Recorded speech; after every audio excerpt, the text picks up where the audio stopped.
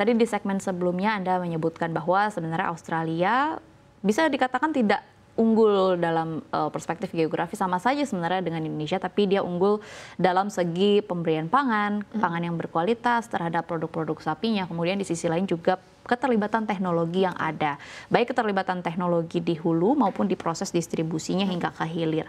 Kira-kira kalau kita bicara berkaitan dengan teknologi, ini kan pasti berkaitan juga dengan biaya. Betul. Di samping soal berkaitan dengan sosialisasi, pengenalan teknologi baru terhadap para peternak, tapi kan kita juga butuh biaya. Misalnya tadi yang disebutkan alat pendingin untuk membawa produk-produk sapi dan juga susu supaya bisa lebih berkualitas. Kira-kira apakah memang apa yang diterapkan pemerintah saat ini berkaitan dengan membawa teknologi serupa untuk meningkatkan kualitas sapi impor kita? Maksud kami sapi hidup yang diproduksi di dalam negeri, apakah memang sudah cukup atau sebenarnya harus ada yang ditingkatkan? Kalau menurut kami harus ada yang ditingkatkan, Kak. Karena kita melihat di lapangan ya memang kondisinya populasi sapi kita menurun dan kita juga masih harus membuka keran impor biarpun nantinya ini bisa kita kembangbiakkan dengan populasi sapi kita yang sudah ada.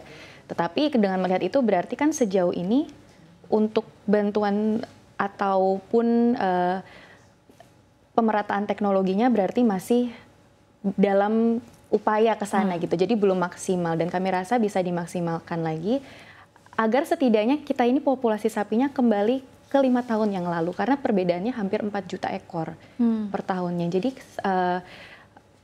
kalau dengan teknologi yang memadai kami rasa bisa kembali ke sana. Dan ini untuk teknologinya untuk berbagai hal ya Kak. Selain yang tadi Mbak Dina sebutkan untuk inseminasinya ataupun cold storage-nya. Tetapi kan juga untuk pengecekan kesehatan. Ada juga biaya untuk pengecekan secara berkala begitu. Ada juga biaya untuk sosialisasinya. Memang cukup membutuhkan dana yang cukup besar dan juga perencanaan yang matang begitu. Oke, ini menarik tadi Anda menyebutkan bahwa setidaknya sebenarnya kita bisa memproduksi jumlah atau stok sapi seperti 5 tahun yang lalu, yaitu selisihnya berarti sekarang ini kita sekitar di 11,4 juta ekor. Kalau kita lihat 5 tahun yang lalu itu sekitar 18 sampai 18 juta ekor. Nah, jadi, itu kan penurunannya cukup ekstrim ya, cukup banyak. Kira-kira apa faktor yang akhirnya menjadi penyebab berkurangnya angka ini secara ekstrim? Sebetulnya ada banyak sih Mbak, karena penyakit juga itu cukup sering terjadi. Ada foot and mouth disease kalau untuk sapi, dan itu sangat berbahaya karena kita bisa terkontak juga sebagai manusia.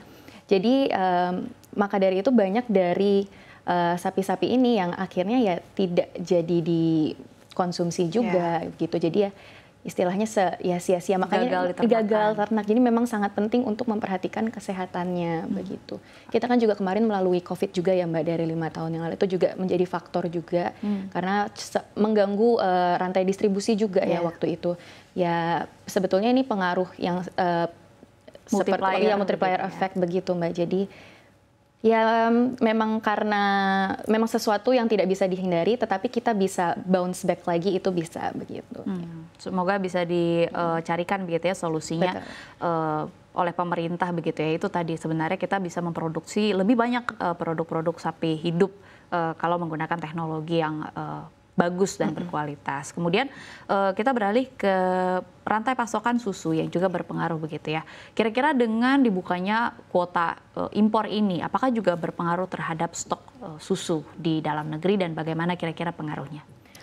Kalau pengaruh baiknya tentu kita jadi cukup ya dengan stok dan juga permintaannya memadai gitu. Tetapi kalau yang perlu dilihat adalah kembali lagi untuk peternak kecil. Nah, sebetulnya itu juga bisa kita mitigasikan dengan diversifikasi produk juga. Kita membantu menyerap hasil dari peternakan lokal kita juga sama ratanya baik yang impor ataupun yang lokal dengan tambahan diversifikasi produk sehingga lebih luas basisnya. Jadi tidak hanya hanya jadi susu bubuk, hanya jadi susu UHT saja gitu, tetapi ada ragamnya.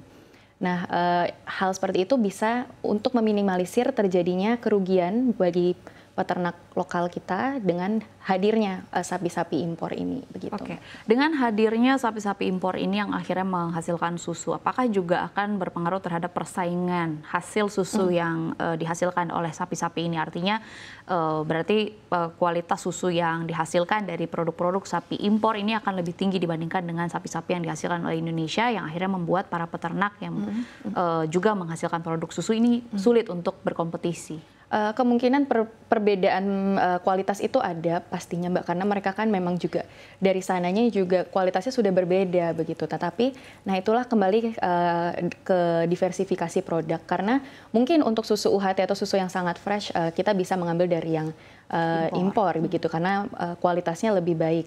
Tidak selalu ya, tapi mungkin ada beberapa yang lebih baik. Nah, tetapi kan ada juga kita produk yang sudah dibekukan lalu menjadi bubuk, susu bubuk juga. Nah, itu dengan kualitas yang berbeda pun tidak masalah. Nah, jadi bagaimana kita ini bisa menyerap secara merata sehingga tidak ada hasil produksi dari populasi sapi kita itu yang terbuang.